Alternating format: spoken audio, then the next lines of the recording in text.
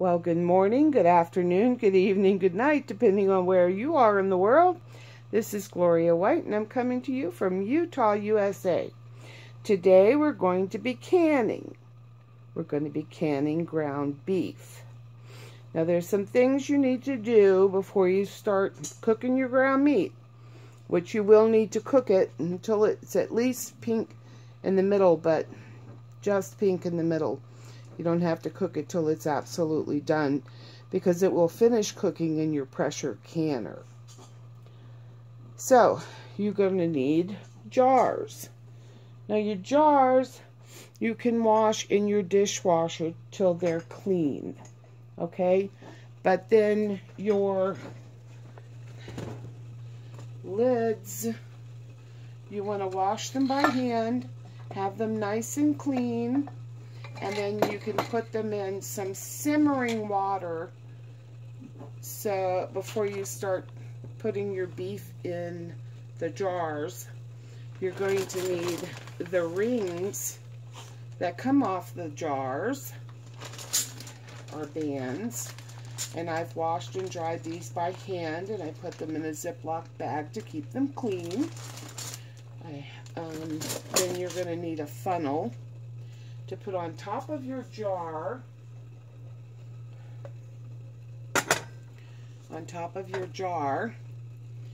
and this one actually has a measurement on it showing you how far from the top you're filling your container. I won't need this to measure my jar this time, how much I'm filling it up, because this ring right here is 1 inch. So I will just be using this lip on the jar. And then if you look at your jars, this is about a 1/2 inch, and that's a 1/4 inch. So it's almost like marked off for you already on your jar.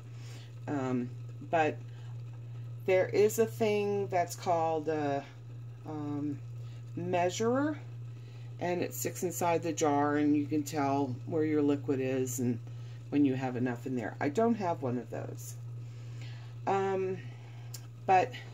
So you'll need a jar, the lids, the rings, a funnel, and you can use a funnel like that, or you can use this type of funnel.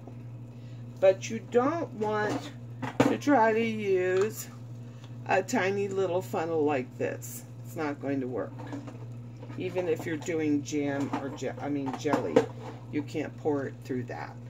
So a funnel like this or a funnel like this, both of them will allow you to put the contents in the jar and spare the rim from the jar from getting all messed up, because it funnels everything into the jar. So I'm going to be using this funnel. Another thing that you're going to want is a magnet. Now, this is a handy little gadget, because you see that little black circle on the end? This is what it does. Picks your lid up for you, so you don't have to get your hands on it. Then you can take it like this, and when you're ready to seal your jar, you're going to wipe the top of your jar off with vinegar on a rag. The reason you do that is because you don't want any kind of food or grease or oil on the lip of your jar, because the little rubber gasket that's on this will not seal properly to your jar. So when you take this out of the simmering water, you're going to have it like this. You're going to pick it up like that. You're going to set it on your jar. Your jar will be hot because your contents are hot. So be careful. And then you will take a ring. Once you get the contents in the jar and you have this lid on, then you're going to want to hold this with one finger so that it doesn't move, and your ring should just go down on your jar.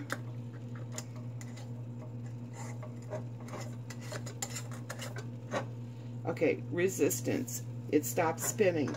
Now, just with my fingertips, tighten it that way.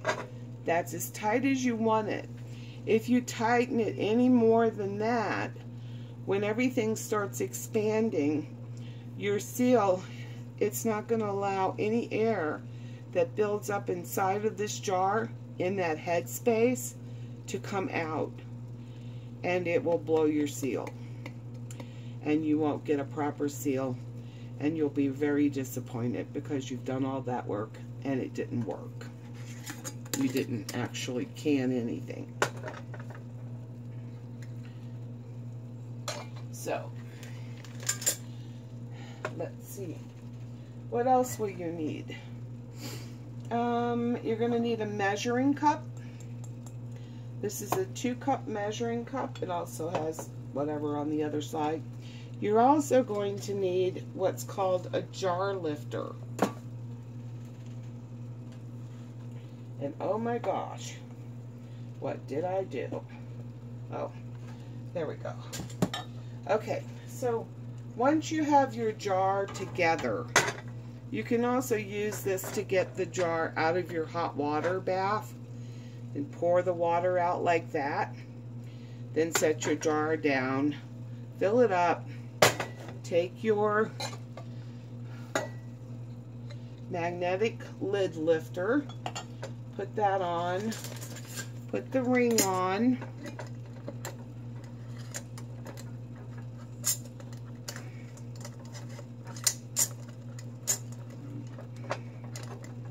if there's something wrong with this ring, it shouldn't be doing that.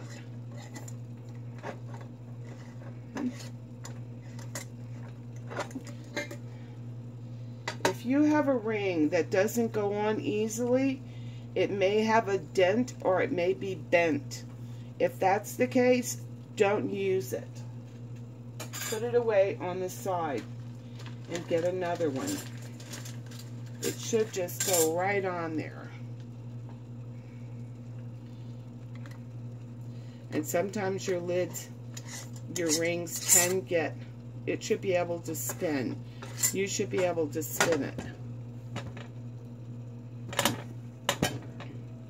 You should be able to spin your ring when you're putting it on. If you can't, there's something wrong with the ring. They also call these bands. But and just until it meets resistance, and then just with your fingertips, tighten it, and that's it. Then when you pick it up to put it inside the canner, you want to make sure you hold it level. Tipping it, if there's any oil, will get up by your seal, again causing a problem with the seal.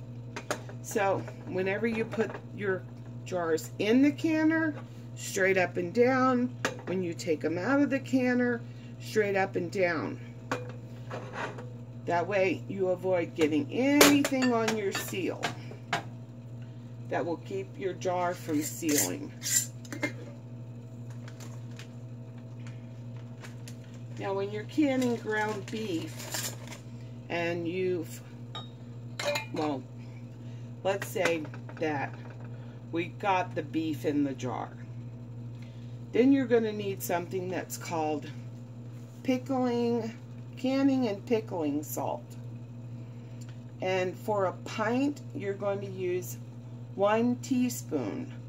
For a quart, 2 teaspoons. Some people put tablespoons. I'm not going to do that because I am going to can my beef with broth. And I'm just using water and Knorr beef bouillon cubes. And my water's just about boiling back there. So I'm making 8 cups of water. I'm using pint jars.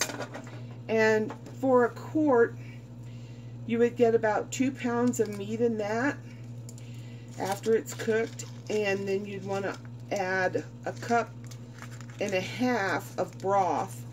But you want to make sure that when you're putting it in, that you're not going over your 1-inch mark.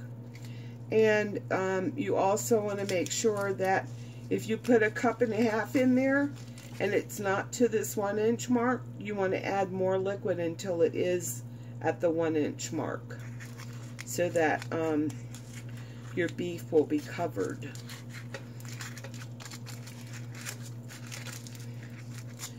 It doesn't hurt your food when you do. We're going to be doing a hot pack, which means I'm going to cook the beef. The beef will be hot when I put it in the jar. But if you were going to do a cold pack, you would not cold pack ground meat. You can cold pack roast, or you can cold pack steak, any kind of meat that you can cut up into cubes or strips. That can be put in what's called cold packing. You could put it in here raw. You wouldn't have to cook it.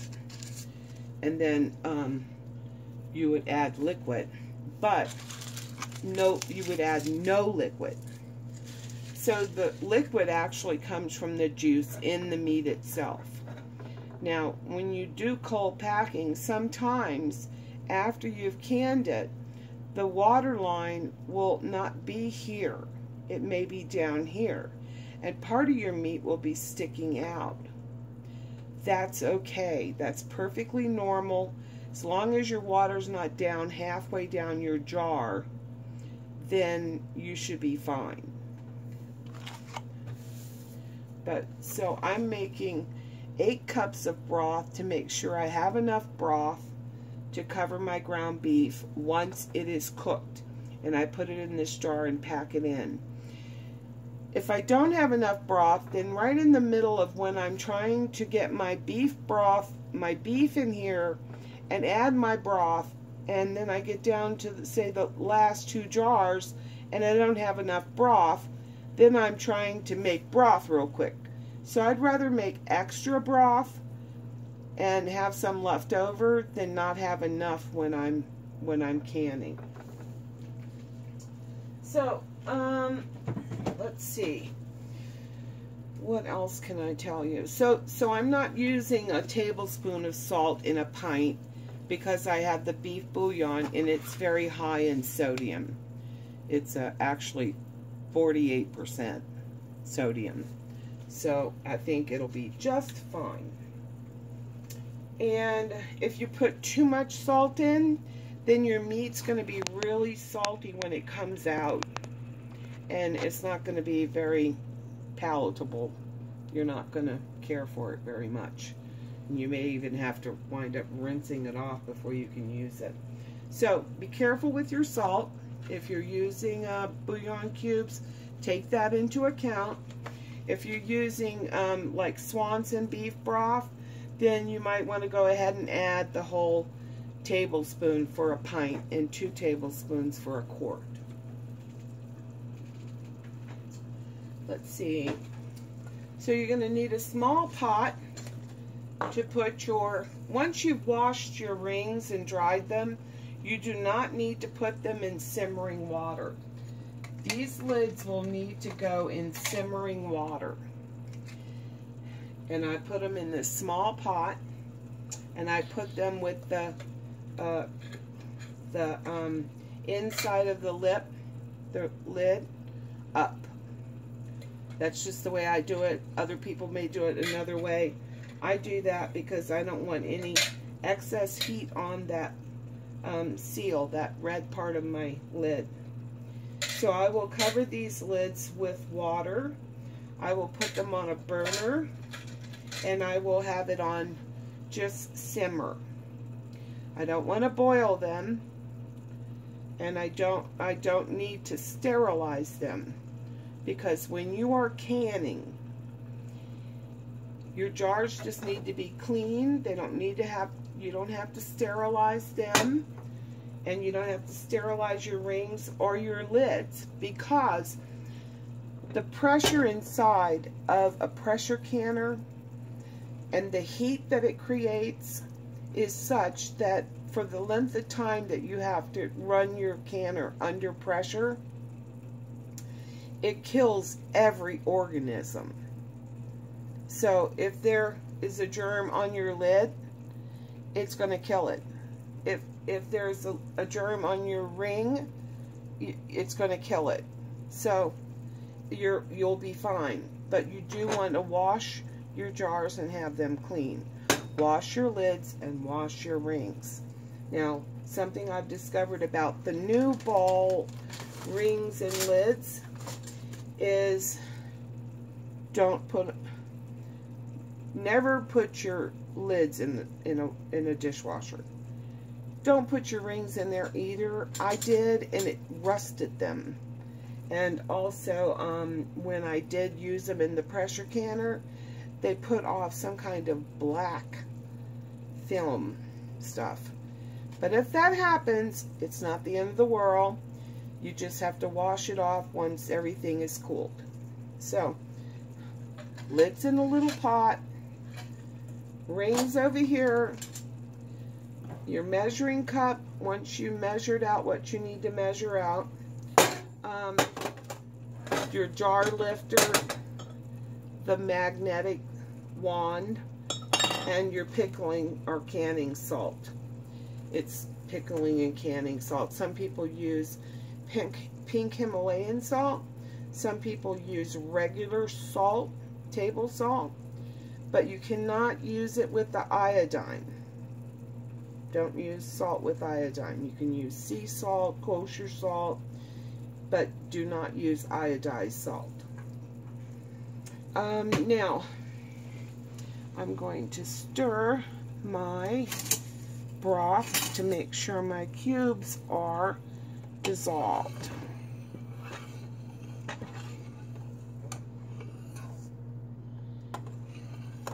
And they are. Now, I don't need to cook this. I just needed to dissolve those. And I'm going to turn this down on low for right now. I don't need it boiling. And what I'm going to do next is I am going to get my beef from the refrigerator, and you want to use fresh meat. You can use your meat if it's frozen, thaw it out good, and then you're going to want to put it in a pot and cook it until it's brown, not like crispy brown, but brown enough that when the middle is still even a little pink, that's enough browning. And then you're going to want to have a pressure canner. This is a Presto. This is a Presto 16-quart pressure canner. And I had this fixed so I could just set it down, but I've wiggled the legs around. Okay, so this is a 16-quart pressure canner. It's by Presto. And there are some parts on a canner that you need to be aware of. This is a pressure latch. It goes up when the pressure's in your canner. Do not try to open a canner ever if this is up, or if this is up. This is another pressure valve. It'll be sticking up. Don't try to open your canner. You will get burned. The other thing is here, right here, this part of your canner is where the steam will come out. And when you put your weight on, where did I set my weight?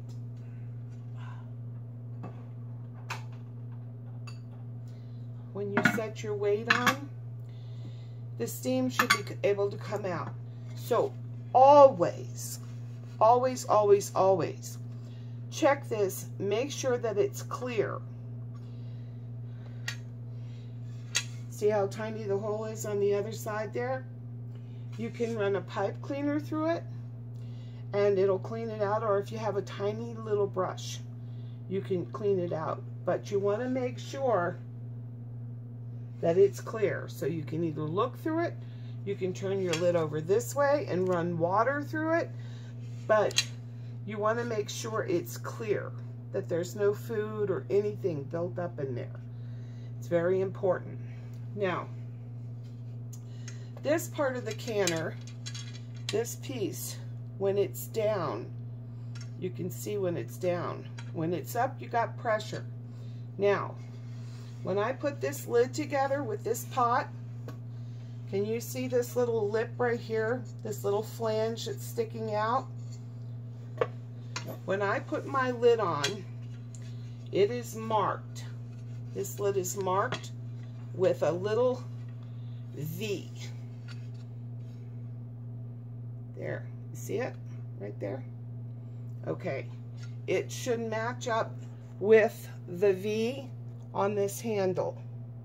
So when I go to set it together, it should set down on there like that, so that you can then close the lid. However, before you do that, this pressure canner has a gasket. The All-American doesn't have a gasket.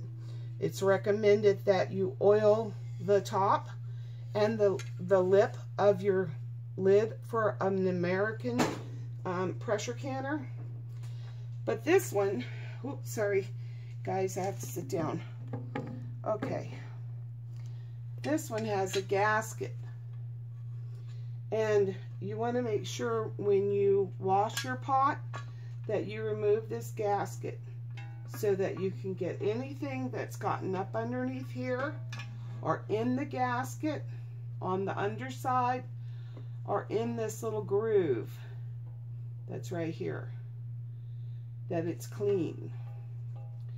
Now then you're going to put it back. You want to make sure that it's sitting in here properly. It should fit in here and not be buckled up in any spot. Now it's a little tricky right here by this gauge. But once you get it in there now, this you should oil. You should oil the gasket. I recommend using your finger because paper towel gets hung up on this part right here, and then it's a mess. But just put some oil on your finger and do it until you've put oil around your entire gasket. Then run a little bead of oil around the lip of your pot. That's so that the gasket doesn't like get hung up, like stuck, and then you can burn yourself or you can ruin your gasket. So you'll want to oil this before you put your lid on. Now, canning, if you're just pressure cooking, it doesn't matter what your elevation is. But if you are canning, you need to know what your elevation is. And any ball canning jar cookbook should tell you. There would be a chart inside there telling you anything under 1,000 feet, you're going to use 10 pounds of pressure. Now this weight for this pot, this Presto 16-quart pressure canner, has a 15-pound weight when it's all in one piece. But you can take off one of these weights.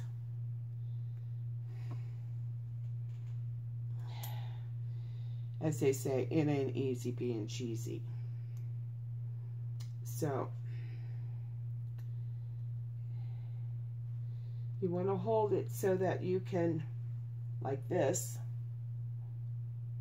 with your fingernails in between this ring and this ring, because you're going to take this ring off if you just need 10 pounds of pressure.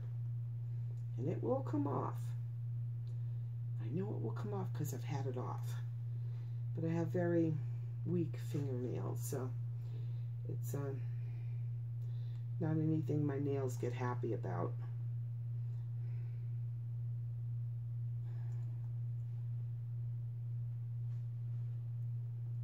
Don't try to pry it off with a tool. You don't want to break it. Okay, there it goes. Now it's off. So this is the one weight that represents 5 pounds of pressure. What you have left is this, which represents 10 pounds of pressure. So depending on your elevation will determine how many pounds of pressure you need to put over this pressure hole here for your canner for when you're canning in your elevation. So look it up on either the book that comes with your canner or any ball canning book, or you can probably even just get this information online. But make sure you know what weight you're supposed to be using. It makes a big difference. You could can something and it not be canned correctly, and you wouldn't want to eat that or feed it to your family. The other thing I will tell you about canning, everything needs to be clean. You want your stove cleaned, you want your counters clean, you want a clean towel so when you take your stuff out of your canner, you do not want to set it on a cold countertop, because the stuff, when you take it from this pressure canner, in all likelihood, when you take the jar out, the stuff inside will be boiling. Don't let it freak you out. That's quite normal. So, but that's another reason why you don't want to tip that jar. You don't want to mess up your seal. And when your seal seals, you'll hear this pop. And you'll be so excited that your can's sealed. That's what every canner waits for, is the pop. It's so exciting, because then you know you've done it right. So I'm going to show you here. You can see this little bump right here. When something is canned, you hear that pop? That little bump will go as an indentation. But you do not want to cheat. Do not push it down because it didn't go down. Okay? That's a very bad idea, because that gives you a false seal. And you don't want a false seal. So the little raised button, when it goes down, and you hear that, your can is sealed. Your jar is sealed. And then you will see that it's indented. So, but don't cheat. Don't push it down. And a lot of times things will start, popping as soon as you take them out of the canner. Other times it takes a little while, maybe even an hour, that you're waiting, for the inside's contents to cool down enough to create a suction. And that's what pulls that little button down. And so don't cheat. Just wait. Be patient. Now, if something doesn't seal, if you don't get that pop, don't worry. There's two things you can do. One, when the jar is completely cool, you can put it in your refrigerator and use it.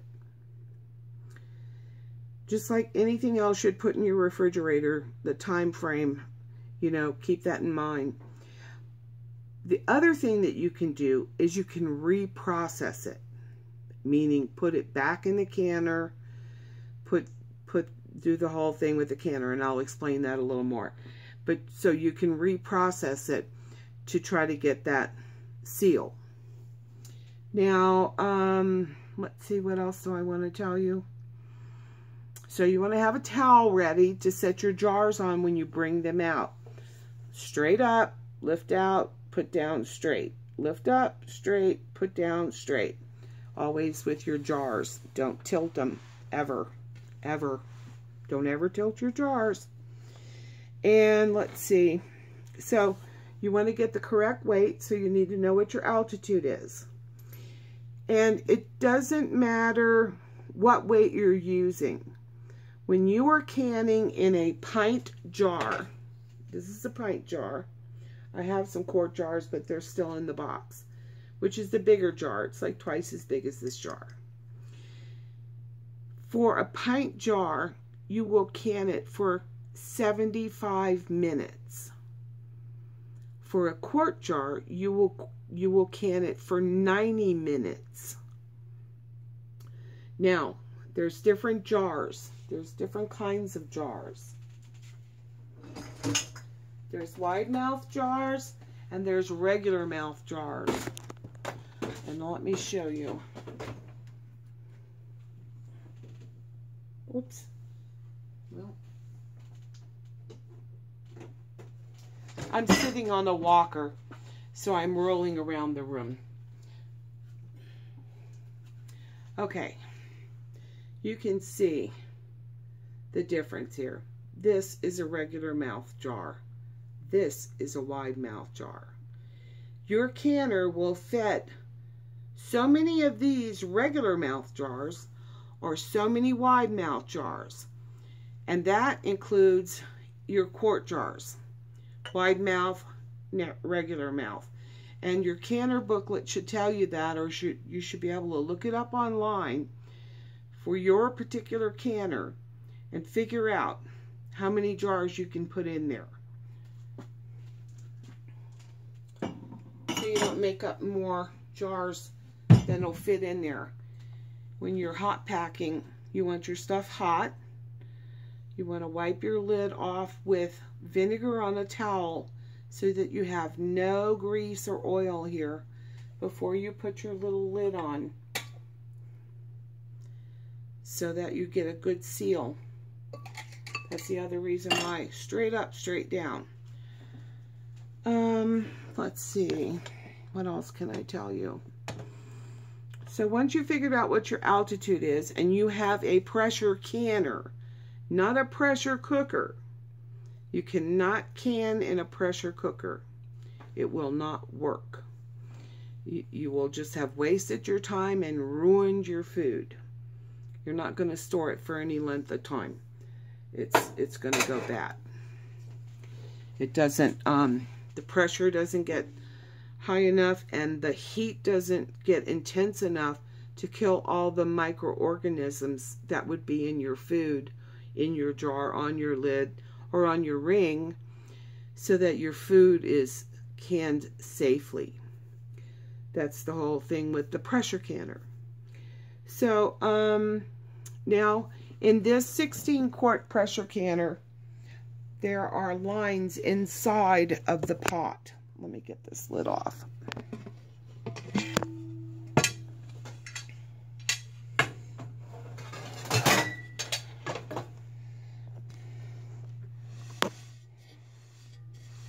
Looking for my lines. Okay, they're very small, but these lines indicate different levels for your water. When you're canning, pressure canning in this pot, you will add 3 quarts of water to your pot.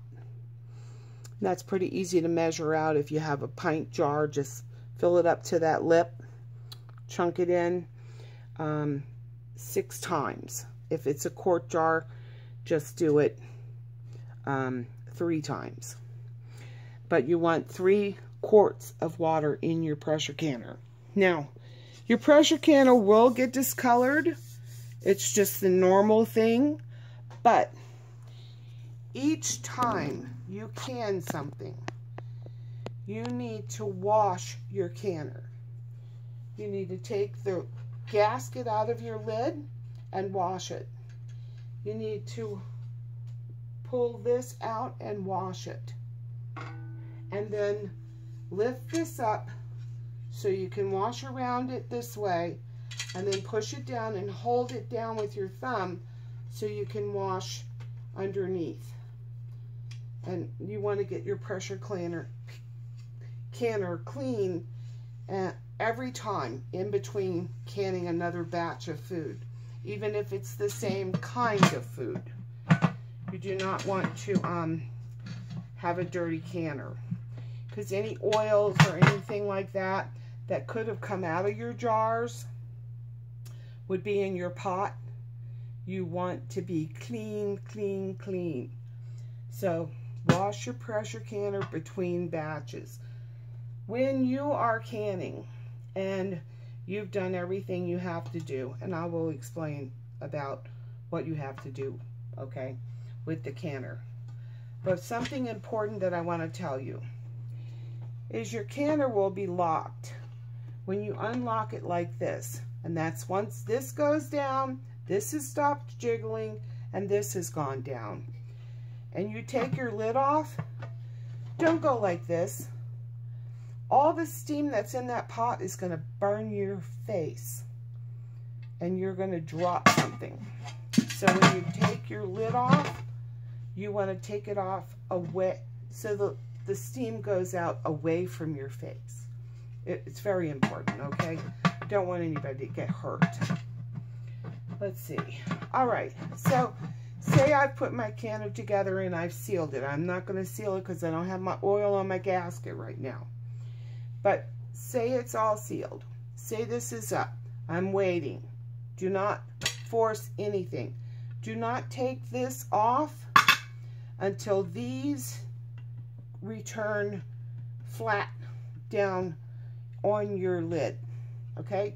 Once these are down, you can remove your jiggler. We call it a jiggler. It's a weight. And then it's safe to open it. Now, when you're going to can, you want the water in your pot to be heated to 180 degrees. Now, I use,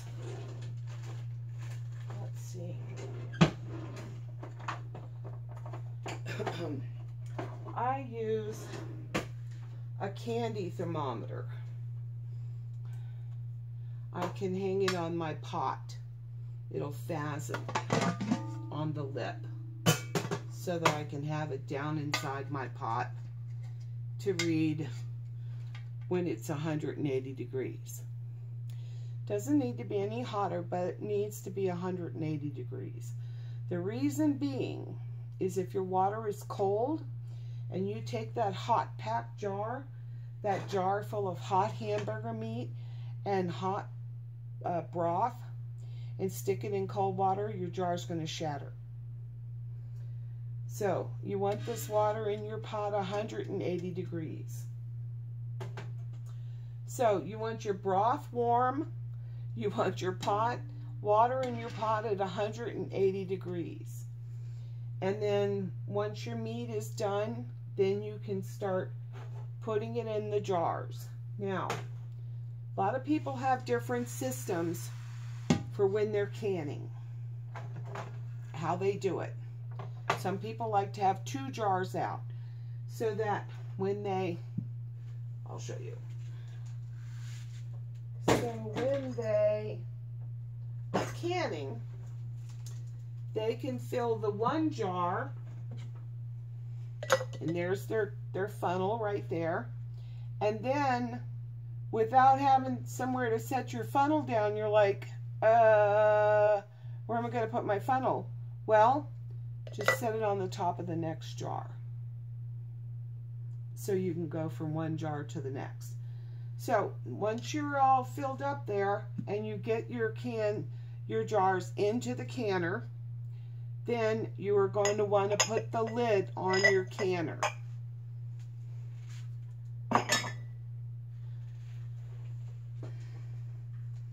Once you put the lid on the canner, you are going to want to bring the temperature up pretty quickly. So I usually put mine on like 9.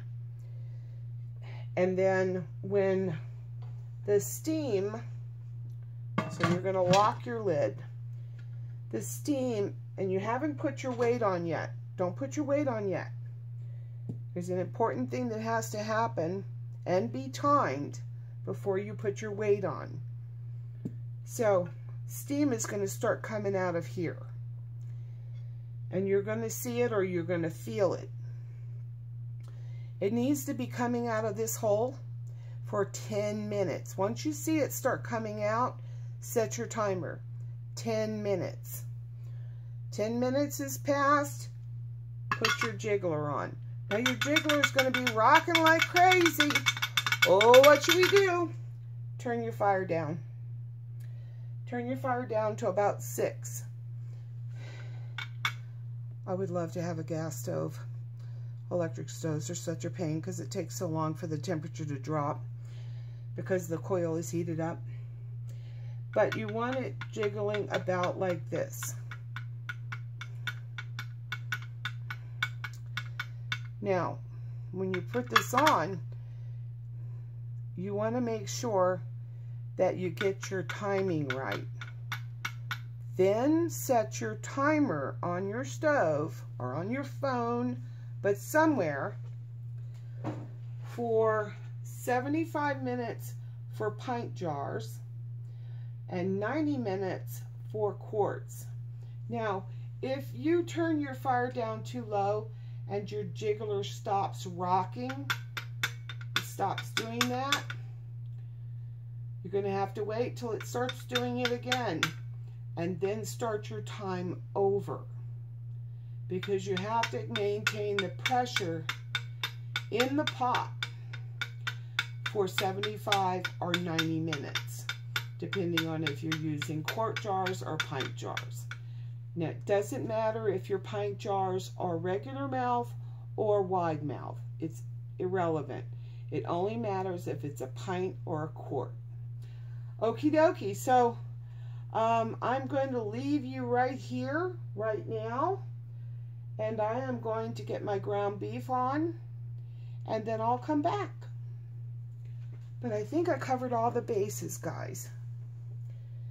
If anybody's out there and sees that I missed something, let me know. So, oh, the other thing is you want a container that you have some white vinegar in with a clean rag ready to wipe your jar lids after you've filled the jar.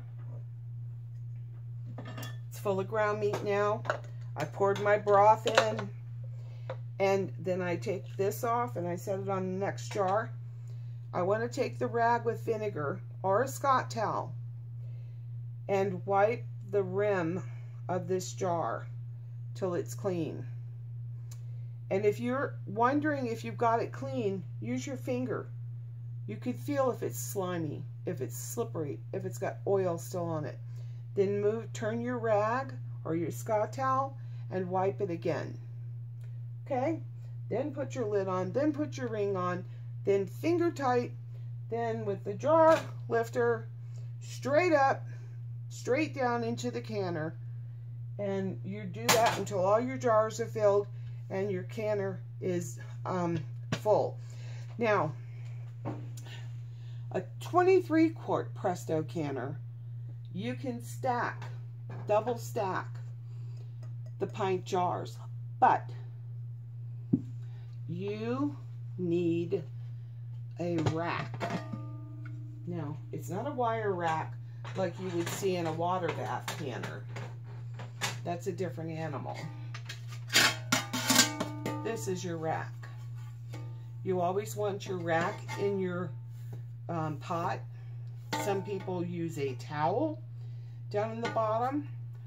I would never do that because I don't have a towel that I would feel comfortable putting in my pot with food. It's just me. So this should come with your canner. It's called a rack. So if you were going to double stack jars in a larger canner, say the 23 quart, you can only stack the pints, but you would need another rack to set on the first ring of jars. And then you can set the next round of pint jars on top of that. But you always want this in the bottom of your pot. What it does is it keeps your jar from sitting directly on the heat on the bottom of your pot, which can cause cracking. Some people don't use anything in their pot. They're lucky. Don't do that. Okay, so I'll see you in a minute.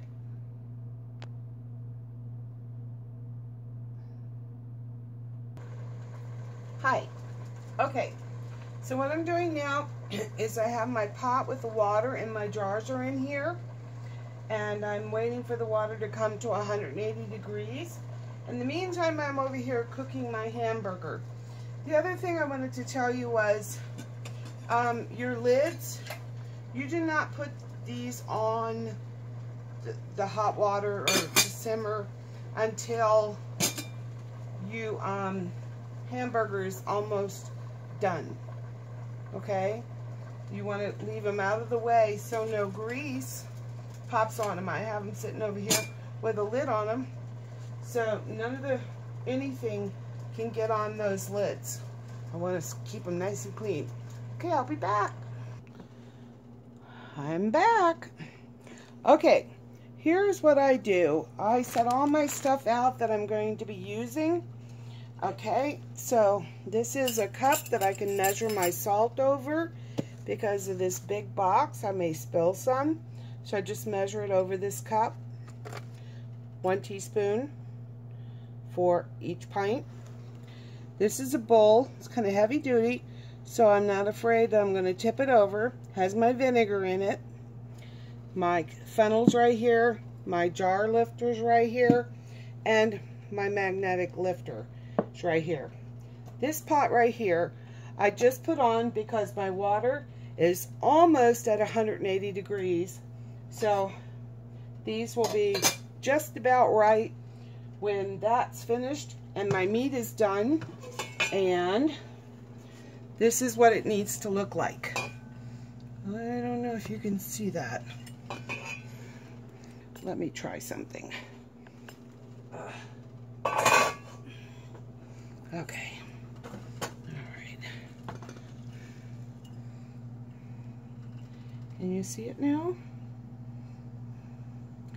This is just barely done. So if I broke some of these bigger pieces open, they'd be pink inside. That's fine. Now, it says to use a slotted spoon when you're dipping. I'm not so worried about that because my hamburger is 93 lean and 7% fat. Now when you use 80-20, you definitely want to use a slotted spoon. And the other thing is if you use like a 5-quart skillet to cook your ground meat in, you can tilt your skillet off the burner so that the fat runs off to the one side in the skillet, and use a turkey baster and get as much of that oil out as you possibly can, and that'll help. So, be back in a second. Okay, ladies and gentlemen, it's go time. My lids are here in this little pot. I'm going to set it back here off the stove so I can get my bigger pot closer to me for working. Now, I'm going to get my jar out. I'm going to pour the water out. Don't be afraid, it won't pour on you. Just do it slowly. Don't freak out. Okay? And I'm getting 2 jars out.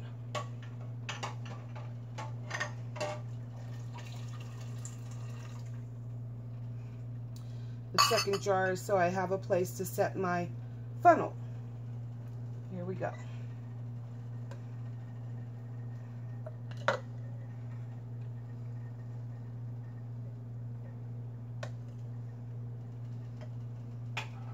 Don't let this lay where you're going to get grease on it.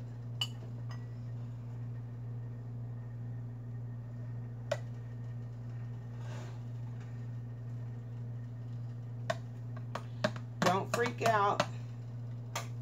Just keep doing what you're doing, 1 spoon at a time.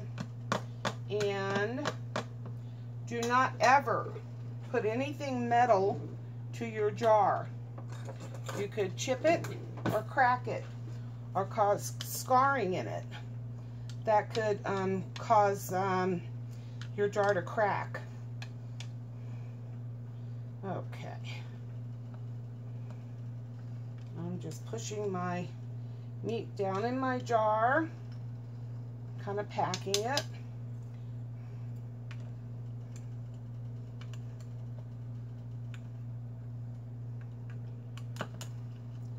That looks good to me.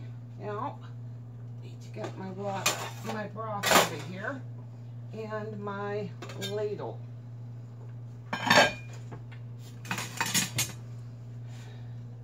So now I can put my, whoops, put your salt in first. That way it's not just sitting on top.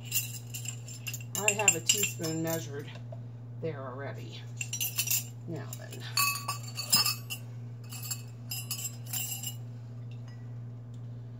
I'm just going to fill this up. And I'm going to use my spoon because I don't have one of those air bubble thingies. But this is to remove any air that's hiding out in your jar.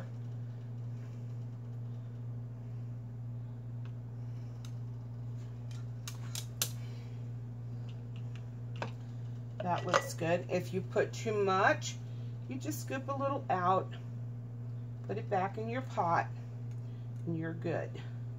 All right. Now don't forget to clean the rim of your jar with the vinegar.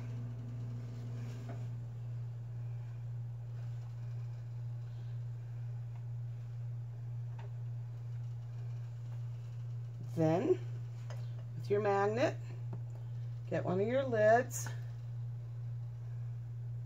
Doesn't matter if it's wet, it won't hurt a thing. Put it on top of your jar. Get a rim, a lid. Remember, hold your finger there. Now resistance, now just finger tight. Then pick it straight up, carry it straight over, and set it straight down in your canner. Just like that. While you're over there, grab another jar. Scooch this one over. There you go. Now, onward and upward.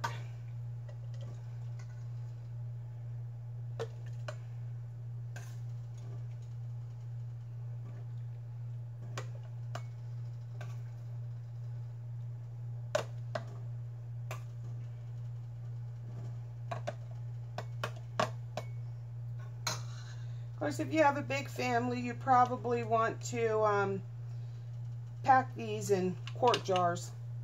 It's about 2 pounds, so if you have a larger family.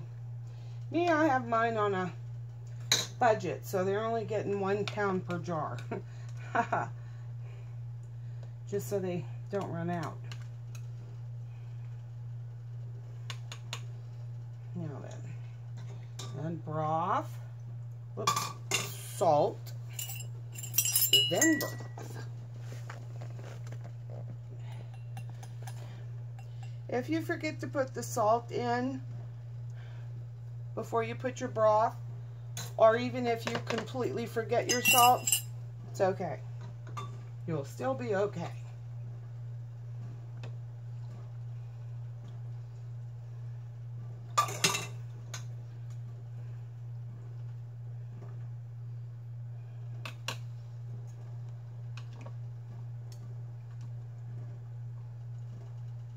And I'm getting the air bubbles out. I'm going all the way around my jar.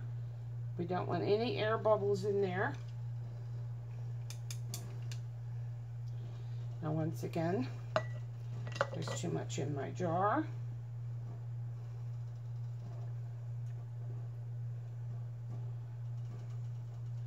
Now I am taking some out.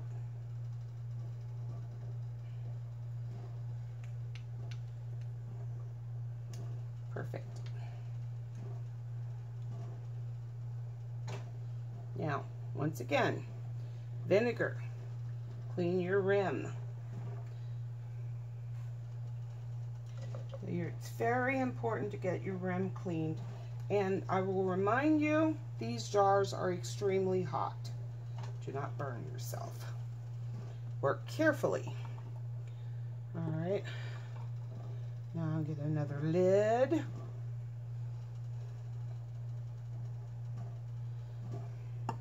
Another ring. When you put your lid on, kind of try to make sure you center it. Then finger tight. Then into your canner. Straight up, straight down. I'm going to move this jar over, and I am going to get another jar. Set it right there. And this old girl has to sit down. I can't stand for very long. So we're just going to keep doing this till we either run out of hamburger meat or jars.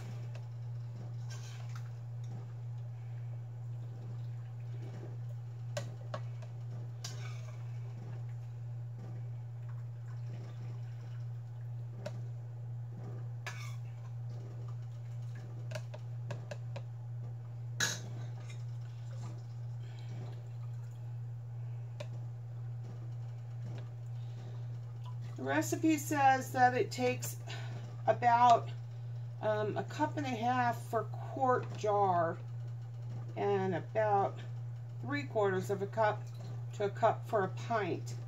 Now, word of advice, make extra broth because if you wind up and you're still canning and you don't have any more broth, you're going to be like, ah!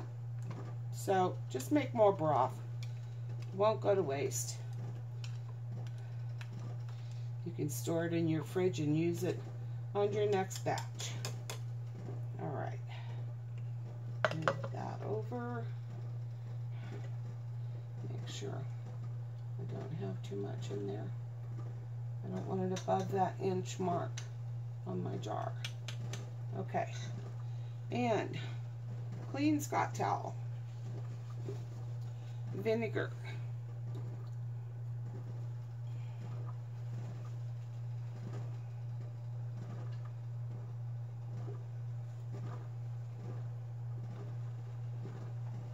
Whoops. Now I need to turn my canner down because it is now trying to boil. I don't want it to boil yet. So just turn my fire down a little bit. I'll be fine. Okay. Salt.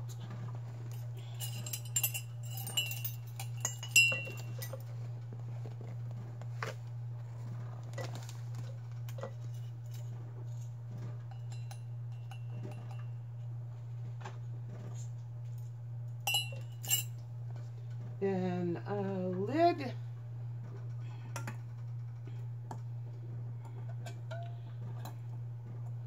If you have 2 legs to stand up, you're so lucky.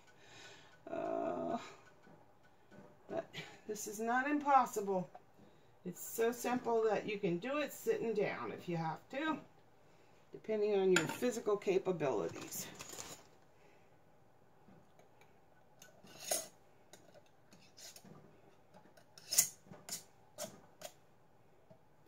Finger tight only. Remember, if you put it on there too tight, you could blow your seal and ruin your food. Move this one over.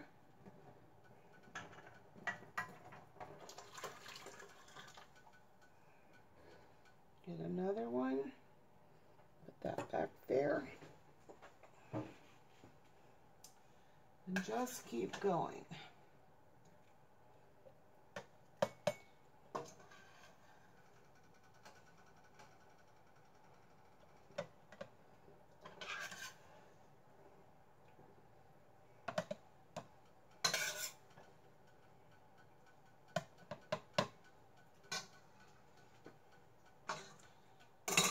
salt and broth.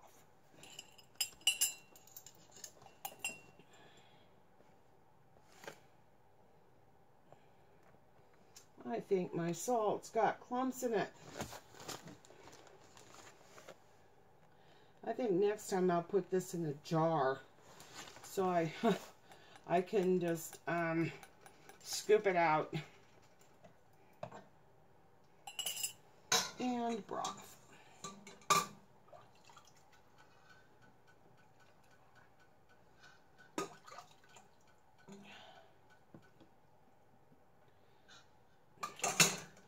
Okay, don't forget to take your bubbles out. All the way around your jar. All the way around the side. Just poke that spoon down in there. Or whatever plastic or wooden utensil you're using is fine. Long as you're not using a metal utensil. Do not use metal. Now I've got oil on my fingers. I have to stop and wash my hands. No emergency. I'm just going to stop and wash my hands. Don't panic. It's okay. Nothing else is really going to happen now until we put the lid on the pressure canner.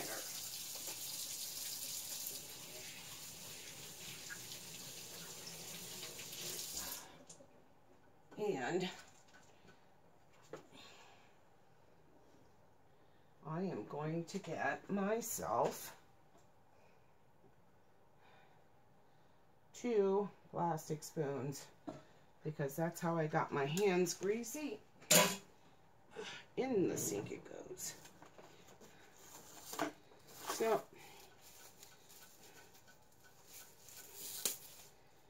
alrighty. So I'll use that to get my air out. And I'll use this one if I have anything over the limit there. Alright, now we're good. Now I will not be getting my fingers greasy again. Okay, so I did this. Just double check because, you know, I want to make sure I did all the steps. Okay, good. Now clean the room. And this is why I had to wash my hands. You don't want greasy fingers. And be careful. Again, I tell you, this jar is hot. That's why you have the lifter.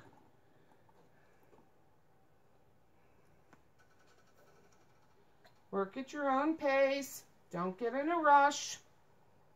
Because like I said, at this point, nothing else is going to happen until we start the pressure canner. Finger tight. Lifter, straight up, straight down. Careful not to tip it over with your lifter.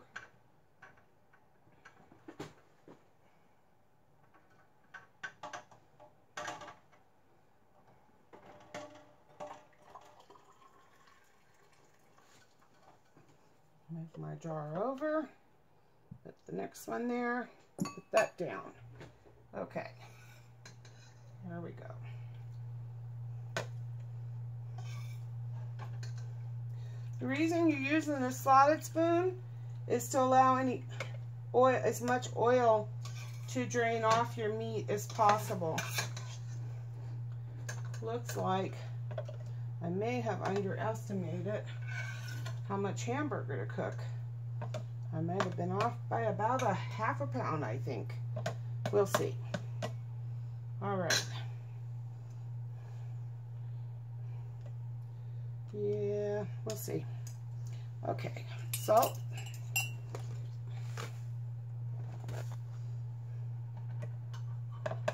Doesn't have to be perfect. It's not rocket science. It's canning. It does have to be clean. You do have to follow the pressure. You do have to follow the weight for your particular product. I mean your altitude. And you want to make sure to get those air bubbles out.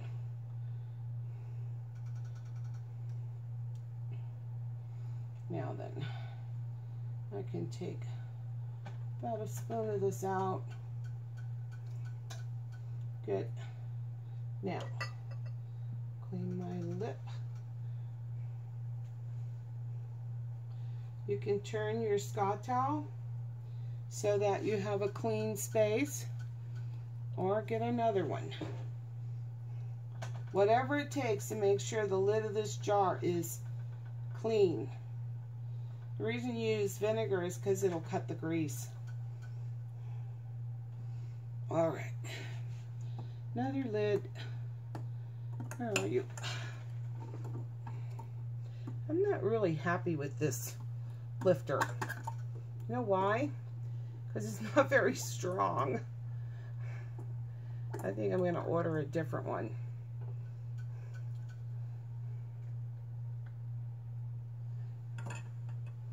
And the ring.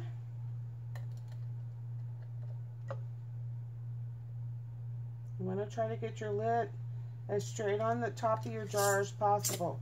Okay, that's resistance. Now, finger tight. Straight up. Straight down.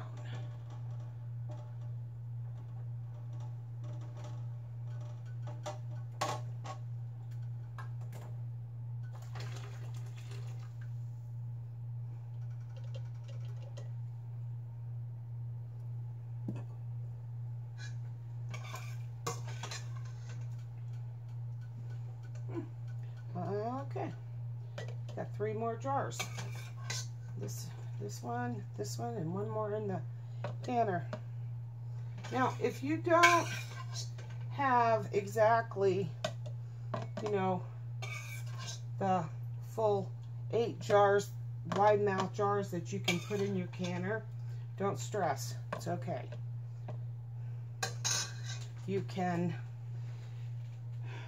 You'll be just fine. You do want to have enough in there that they're not going to fall over, though, when the water starts boiling. Man, my salt is clumpy. That came from the store that way.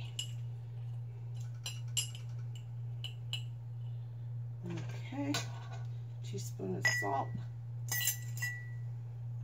broth.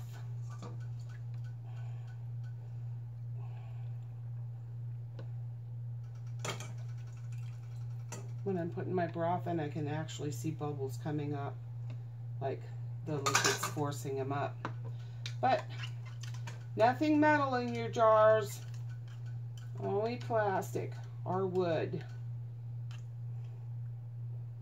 Okay, that looks good. Now I'm going to get a clean Scott towel. I just want to make sure my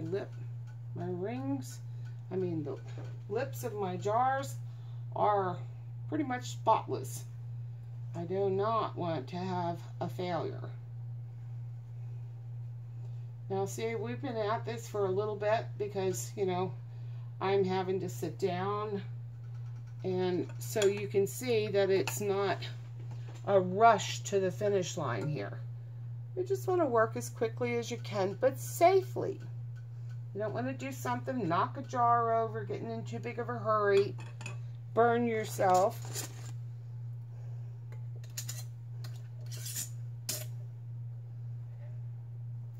Finger tight, straight up, straight down. We are going to be just fine. I actually had an extra jar in here.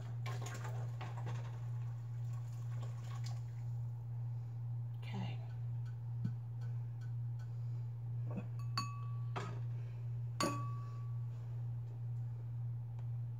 1, 2, 3, 4, 5, 6, 7, 8. Oh, no. Okay, let me see. I think I'm going to be a jar short as far as Those jars are hot. As far as having 8 pints, I think we're going to have 7 pints. I try to eyeball a pound per jar, but I've got a 10-pound block of hamburger there. So, no worries. It'll be fine. Now just remember, in between canning, you want to clean your canner. So dump the water out, and then there's some crumbs in there, I'm gonna say, from my puppy. So let's see, that looks good. So when you're done with one batch, you don't have to wait for the whole canner to cool down. You can dump that water out, wash your canner. Don't go from hot to freezing cold water. Don't do that to your aluminum. That's not good for it. You don't want extreme changes in temperature occurring. Okay. Get them bubbles out, ladies and gentlemen. All right. Let me see. Okay, we're good. All right. Now I'm just going to set this in my pot. This and this and that out of the way.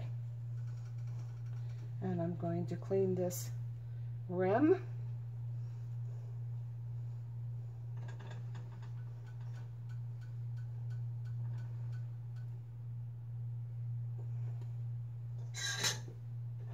What is that? I see something.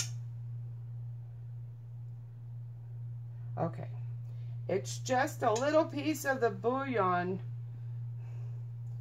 like the fat from the bouillon. Okay. Last one. So I've got 7 pints. Take your time, center your lid, get your ring, hold your lid, but not on the button.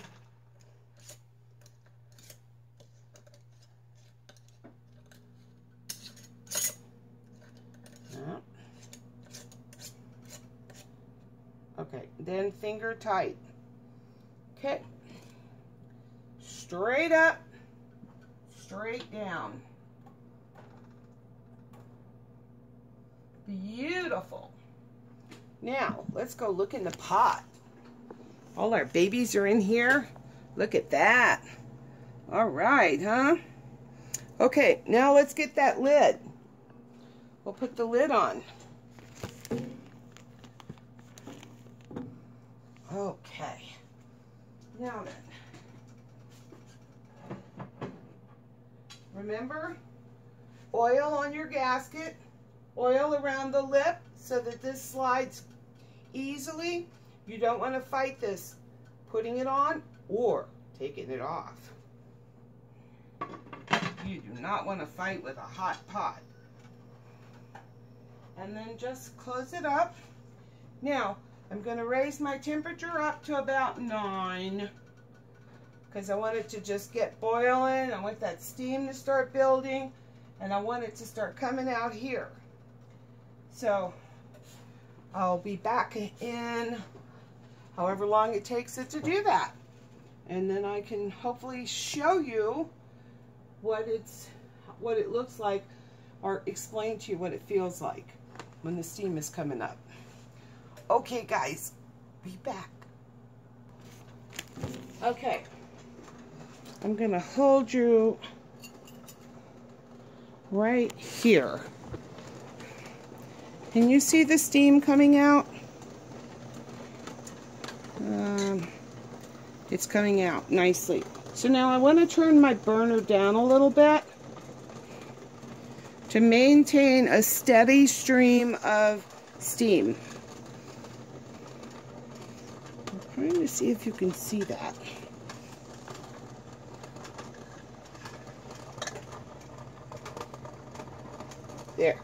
There you can see it. Okay, see how it's coming out? Now, we want to start our timer for 10 minutes.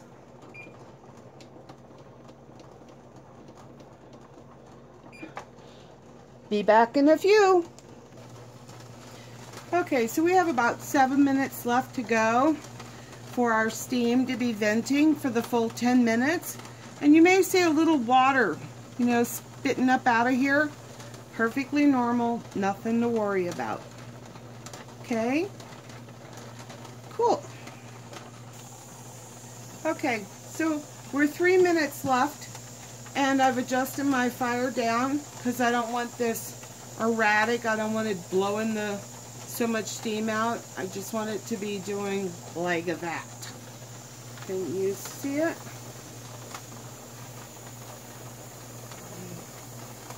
Trying to get the coffee hot behind it so you can see it. And then the other thing is this lock may come up and this might start raising up a little bit. Just turn your fire down a little bit and keep this going consistently. Okay, just 2 minutes more. Okay, we're in the final minute countdown, and I want to remind you to have checked your altitude and make sure you have the proper weight on your weight, either 10 or 15 pounds for ground meat, okay? So any second I'm going to take this and I'm going to put it on over the top of that little hole that's coming, that the steam is coming out, okay? And then if we need to, we will adjust it, because it's also called a jiggler or a rocker. And you'll see what I mean in just about 4 seconds. 2, 1. Okay, don't freak out. It's not going to hurt you. Okay? Now then. Now we're going to wait. The steam is going to build up, and then it's going to start rocking. Now, what was I going to say? Oh, the reason that you do it for 10 minutes before you put the rocker on is because you let as much air out of your pressure cooker, as pressure canner as possible, so that you get the right amount of pressure to can what you're canning. Now, different things, vegetables and stuff like that, you'll need to look at your recipe. I'm going to raise this up just a little bit because I think it should be rocking, and it's not. You can hear the jars inside the canner. The water's boiling, and there's a little noise that comes from that. Perfectly normal. Perfectly normal. Okay, now I'm starting to hear a little hissing right here at the weight. Can you hear it?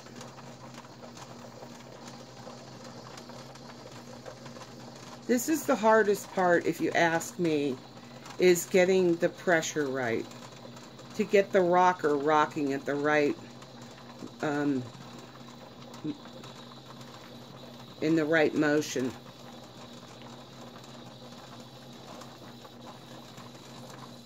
You may even see a little bit of water coming out from underneath the weight.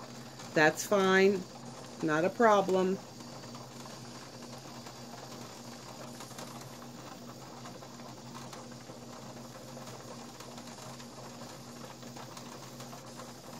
Sorry, trying to hold you with my bad hand.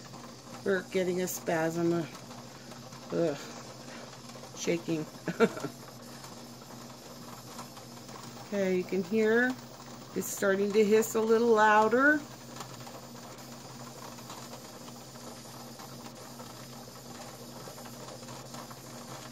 I'm going to turn my burner up just a hair more. And you want to do this in little increments. You don't want to go crazy, because nothing bad's going to happen while we're getting this adjusted.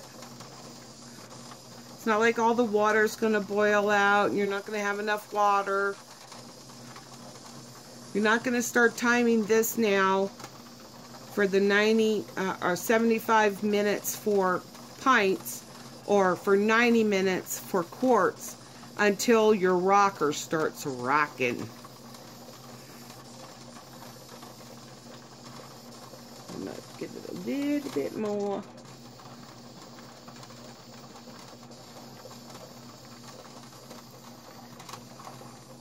My stove, if I put it on 9 when I first put the lid on, the steam will build up pretty quickly, and then I can start counting that 10 minutes off. And then I don't want it to be going crazy steam, so I may turn that fire down some. And then when I get my rocker on, my weight, we're just waiting for it to start jiggling.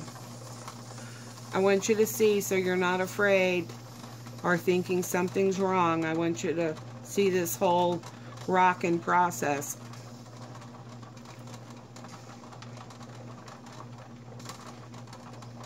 Okay, you can see that this valve here is lifted up, and this one back here is lifted up. You can't get that lid off now. You should never try to take the lid off at this point. These pressure valves need to be all the way down. Don't try to run cold water on your pressure cooker, your pressure canner, to try to force it to get cooled off quicker. I'm bumping my temperature up just a little bit more. And so you want to let it cool down by itself with no help from you. And when you take your when you get ready to take your jars out, lift them straight up and set them over on the side. Now, it's important that you put them on a towel. If you put them on a hard counter, cold, it could crack your jars like immediately. The other thing is, if your air conditioner or a fan is blowing on your jars, you want to stop that. The other thing is, once you get all your jars out, you can take a second towel and throw over the top of it to protect them from any air conditioning. But you want to try not to have a fan blowing right on it. But I will say that canning can get pretty warm. You know, all these hot pots and steam and everything. Okay, this should be rocking. Come on, baby. Come on, baby. I'll bump it up a little bit. I know that my pot rocks right about 6 on my electric stove setting. I can't help you with a gas stove. But the reason I'm trying not to go too much, too crazy, too fast, because I don't want it going crazy rocking. It's important to get that motion, you know, steady, so that you can, you know, start your timer, and then you're at a steady rock, and then you don't have to worry about losing pressure and having to start your time over again once you get it rocking again.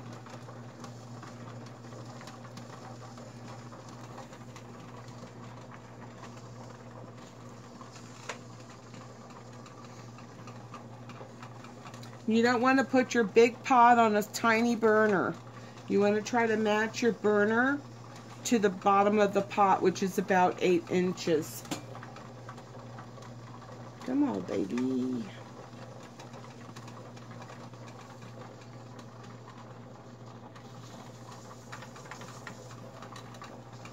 I ain't as scared. Do not lift that off. Ever. Come on, sweetheart. Let's go. Mommy's waiting. But when you start canning, you want to make sure you have about 3 hours of uninterrupted time to babysit all of this. You don't want to just take off, you know, go pick up the kids, get stuck in a conversation with somebody. You don't want to leave the house, really. Come on, sweetheart. Wow, this is unusual. I'm going all the way up to 7. Let me check. My pot is on the burner straight. Sometimes that's a problem. Whoops. Whoops. Nosedive. You guys okay? All right. Let me adjust the legs. There you go. Look. You want to be very careful moving your pot around.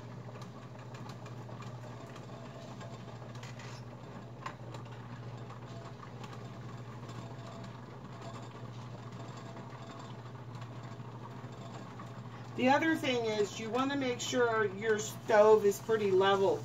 You don't want to put your pressure canner on an uneven surface. Like if you have a broken burner or something. You also don't want to use a propane burner that's over 12,000 BTUs, because the heat from that can damage the aluminum and warp your pot and possibly even cause personal damage, property damage and personal damage. Okay. Come on, baby. You're on 7. What's going on?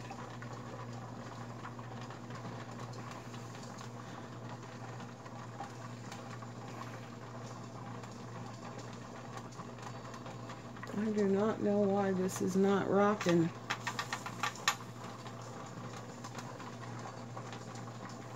It's got to start rocking any minute. It should have been rocking when I put it on there.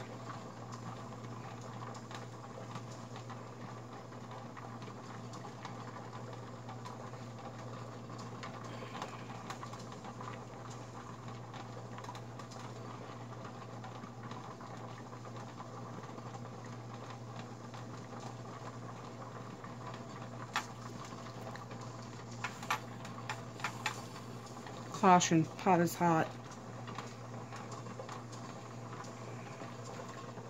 My weight's okay. I do not know why this is not rocking. There's no way I should have to turn this up any higher. I do not have a leak anywhere. My pressure gauges are both up.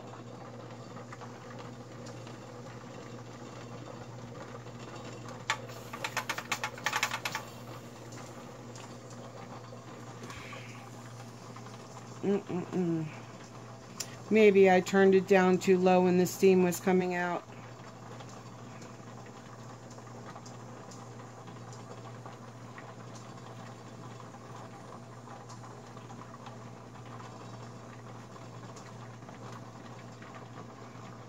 I do not see steam escaping from anywhere it shouldn't be escaping, so we're good there.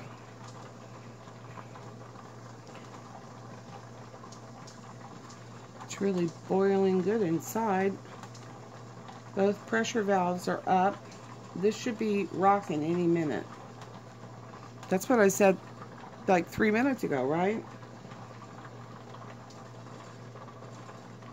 Come on, baby. Oh, when you put your lid on, you want to make sure your handles are lined up, that they're even with one another.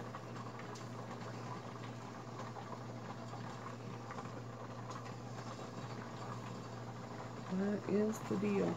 That's probably what I did, was I turned the fire down too low when the steam was coming out. I should have left it alone. Well, that's a first. Trying to get it just perfect for you guys. Okay, I'll come back when it starts rocking. Okay, here we go. Now I'm going to have to turn her down in a minute. But, see, she's rocking now.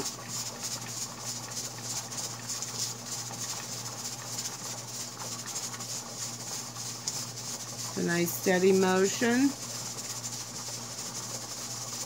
But I know my burner's too high for this. I have it on 7 1/4.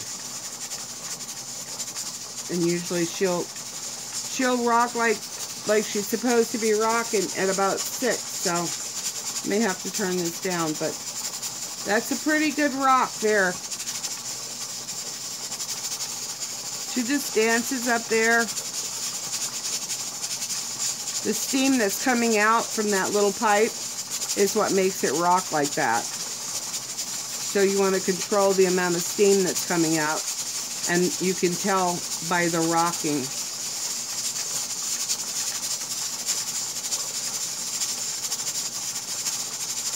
And this is when you cannot leave your stove, when you're getting this right. Don't walk away, don't go to the bathroom, do not pass go, do not collect $200.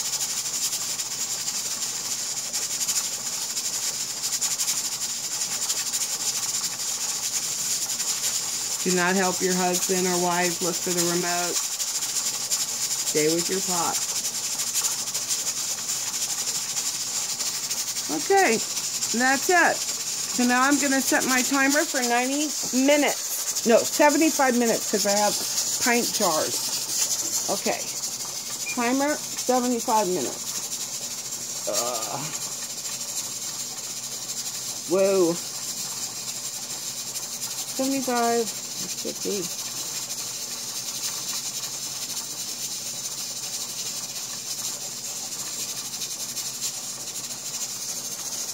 So 1 hour is 60 and 15 is 75. So 1 hour and 15 minutes and it will be 75 minutes and it is rocking just like she should be rocking. She's just dancing up there just like a little ballerina, and you're going to let her do that for an hour and 15 or an hour and 30 minutes depending on what size jar you're using. See ya when she's done. Okay guys, the timer just went off. So now we need to turn the timer off, turn your burner off, but then you have to move this pot off of this burner. The reason being is that that coil is still hot, or the grill on your stove is still hot. So very carefully, make sure your handles are not hot. Pick it up if you can. And get it off the burner. Now, don't touch anything. Especially don't take that off, okay? The steam will just come roaring out of there and burn you. So we're going to be waiting for this pressure valve and this pressure lock to go down before we take this off. And that's going to take a while. So I'll come back. But when we can open it, then we can get our jars out and listen for them to pop. Do not think that when this stops rocking that it's okay to open it. You have to wait for this to go down and this lock back here to go down. Okay? So when this stops rocking, you're still not good. Waiting for this and this. Okay. Hey guys, it's been about 25 minutes. As you can see, the weight has stopped rattling, but the pressure gauges have not gone down yet. And if you listen carefully, the water in there is still boiling. So I'm hoping it gets done soon. I am so tired. It's like after 5 in the morning. I've been up since 9. But I have this ground meat that I just had to get it canned. And tomorrow I'll be right back at it. I've got probably 33 more pounds of ground meat to can. And I have nowhere to put it in the freezer, so it's got to get canned. And then I have a whole 5-pound bag of chicken fajita that I've got to get canned. So tomorrow I'm hoping to get in 3 batches. and I am doing quarts. I'm not going to make it if I don't. I love you guys. Almost done. I am in the dark. Hold on. Oh, guys, it's so exciting. It's so exciting. I was sitting in the living room, and I could hear this lock when it dropped. Yay! Off with the top. No steam escaping. That's great. Now, when you go to open this, remember, lift the back up so it goes, the steam goes away from you. All right. Now we're going to see our babies. Oh, yeah. Look at that. Oh, it smells amazing. Beef. Oh, straight up. Lift it over, set it down. I don't know if you guys can see this. It's still boiling. Still boiling. See, it's still processing. All the time that it sits in the canner, waiting for the steam to go down, it's still processing. And even when you take it out, it's still processing. So that's why you don't mess with it for 24 hours after it comes out. Straight up,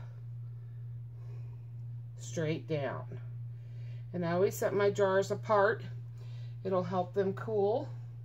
If you have them one right against the other one, it won't do the same thing. It won't cool the same way. Now, this jar has water on top of it, and you might be tempted to tilt it and pour that off. Don't do it. Don't do it. Just take a little towel. If you're worried about it, sop it up. Do not tilt your jar. Straight up, straight down. Straight up, straight down. Now, something I forgot to tell you guys that I did was I put 2 tablespoons of white vinegar in the pot, and it just helps keep the water minerals from sticking on your jars and stuff. And down. Okay. Ta-da! Now let's see. Is anything going to pop? Oh man, that's the most exciting part, is when they pop. Oh, I'm so proud of them. Look at them, they're beautiful. Look at that. Now that is ready to eat meat. Even if you don't have heat, you can pop the top on this jar. It is fully cooked and ready to go. Wow. Let's see if I can get over here, show you these jars that are really still boiling.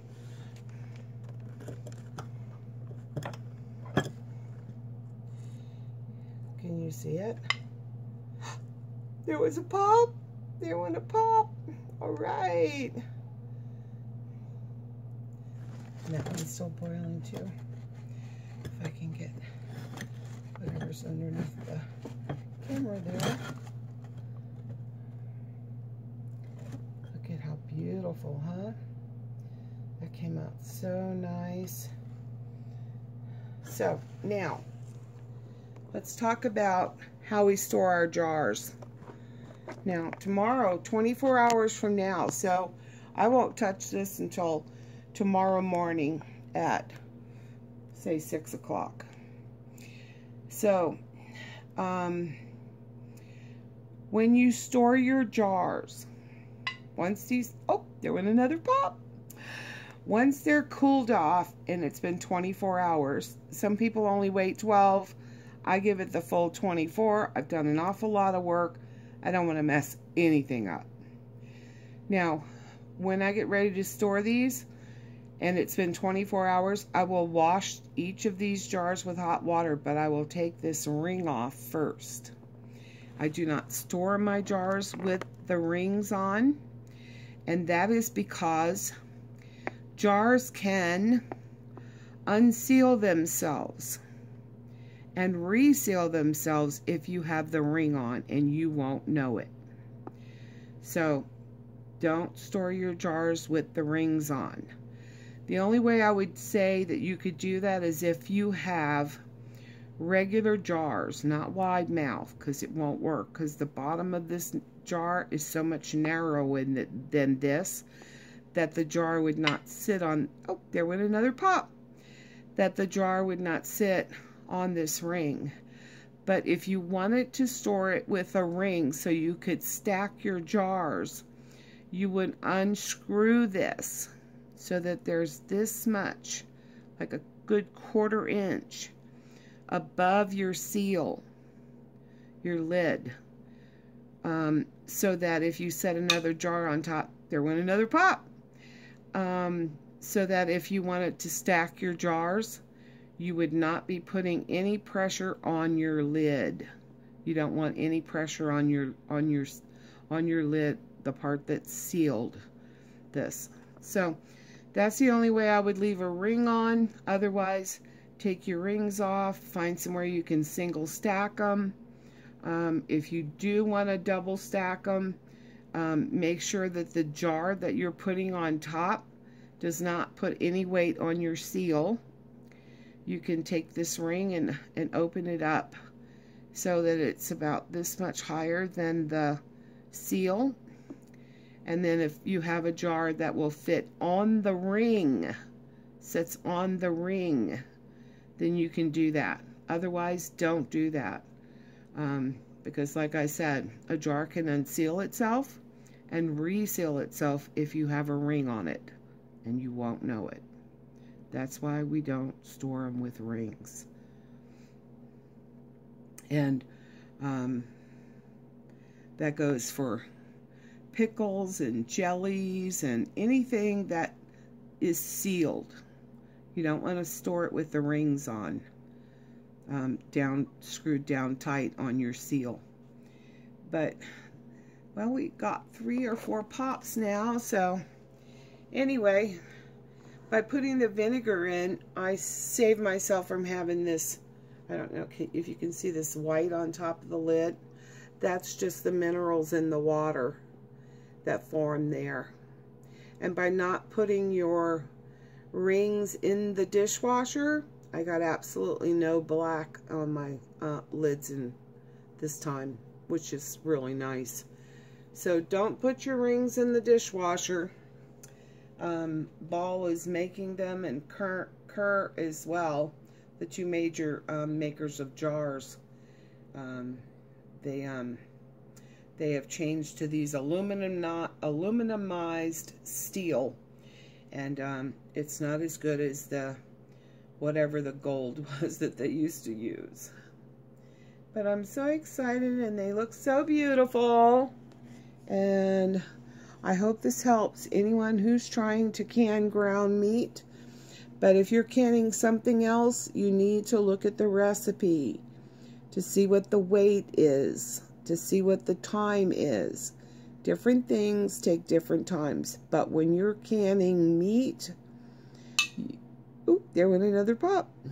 When you're canning meat, it is always 75 minutes, 4 pints, and 90 minutes, 4 quarts. So, I hope this helps you out. I know it was kind of long, but it was stuff I wanted to cover in the beginning because it's important. So for anybody that's just starting out canning, I hope this is a benefit to you. And I love you. And say good night, Gloria. Good night. And there goes another pop. That is the happy sound. After all your work, when you're hearing them pop, that's happiness. I love you.